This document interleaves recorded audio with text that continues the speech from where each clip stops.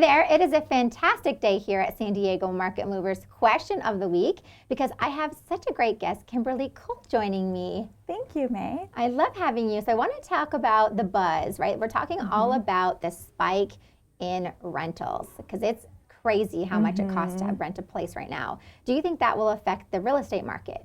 Yeah, absolutely. And I think we actually need to go back and look at multiple things that has caused this and where it's going. Okay.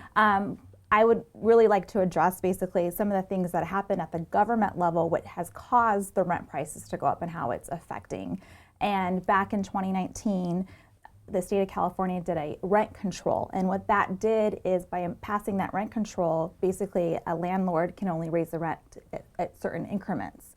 And so what it did was all the mom and pops that had rentals, they basically realized, hey, these rents have been undervalued for so long and we need to raise the prices. So that has increased the rents basically. And how does that affect the market? Well, it makes it really hard to, here in San Diego, to recruit sailors and Marines to come live here if they have orders because they are priced out with how the rising rents are increasing. And so there's so sad. So many things that have contributed to it. I mean, we really have to take a look back at what has contributed to it.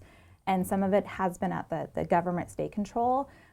They called it the Tenant Protection Act of 2019. But what really it did was a lot of these mom and pops who own rentals, just as, my family and I, we own a rental property.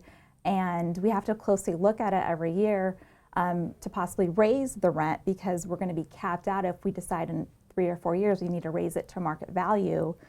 You actually have to, be more strategic about it. Right, so, because you may miss the opportunity. Yes, okay. Exactly. Right. So that is, and then there's so many contributing factors where people can now work remotely, so they may want to look at short-term rentals, and it may be more desirable for somebody that had a home prior that had a long-term rental to make it a short-term rental, and they can raise that price also.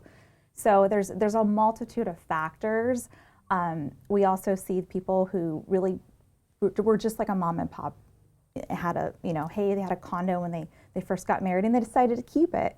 Well, it's gotten so hard with so many different laws and so forth to be a landlord that it makes more sense for them to sell it and let it go.